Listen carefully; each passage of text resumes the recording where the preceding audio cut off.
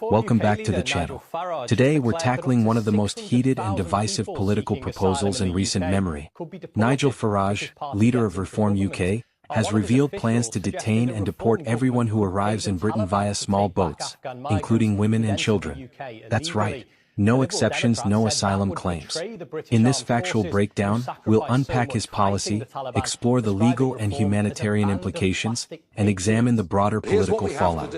But first, if you believe informed discussion is crucial, smash that like button, subscribe, and share this video so more people join the conversation. At a news conference in Oxford on August 26, 2025, Nigel Farage stated unequivocally, "Women and children, everybody on arrival will be detained." He argued that this uncompromising approach would eliminate the incentive for people to pay traffickers, claiming the boats would stop coming within days. Farage envisions detaining and deporting hundreds of thousands of people during a first Reform UK term, potentially costing the taxpayer about £10 billion. His illegal migration, mass deportation bill would bar asylum claims, repeal the 1998 Human Rights Act, and exit the European Convention on Human Rights. He also plans to disapply the 1951 Refugee Convention, the UN Convention Against Torture and Trafficking Protections. As anticipated, backlash was swift. The Liberal Democrats accused Farage of trampling human rights and likened his rhetoric to that of autocratic leaders.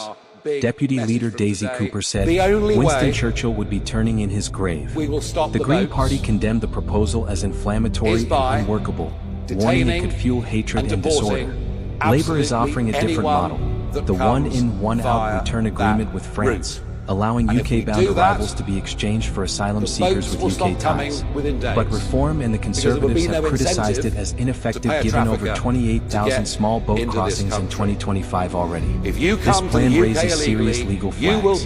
Repealing the Human Rights Act and exiting international treaties would require major legislative overhaul, and likely face legal challenges in UK courts. Detaining women and children on arrival without access to asylum risks breaching child protection and refugee rights. The Refugee Council warns such moves betray decades of UK's commitment to protect people fleeing persecution. Reforming UK also contemplates sending deportees to places like Afghanistan and Eritrea, nations widely criticized for human rights abuses. Critics fear detainees risk torture, mistreatment, or worse. How would such mass detentions even work in practice? Farage proposes repurposing RAF bases or Nightingale-style facilities to hold detainees, citing the rapid build-out of COVID-era hospitals. Still, critics question whether such a system could be staffed, funded, and legally sustained. This would also massively strain the justice system and border infrastructure. Conservative voices argue reform is recycling ideas without the detailed plans to deliver them. Farage frames this as essential to public safety, claiming unchecked migration risks civil disorder, and positioning reform as the bold alternative to the status quo. His approach echoes Trump-like tactics, dramatic, polarizing, and designed to shift the political conversation. Deputy political editor Sam Coates called it a shock and awe strategy. With the next election not until 2029, this could be a high-stakes gambit to dominate debates and pressure other parties to toughen their stance on migration.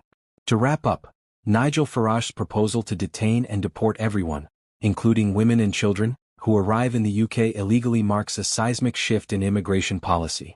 It challenges the UK's legal frameworks, humanitarian legacy, and political norms. Whether you support or oppose these plans, it's vital we understand their implications. If this video got you thinking, hit like, subscribe, and share. Drop your thoughts in the comments. Do you think such a policy would be effective or discriminatory? And what does it mean for Britain's future? Thanks for watching. Until next time, stay informed.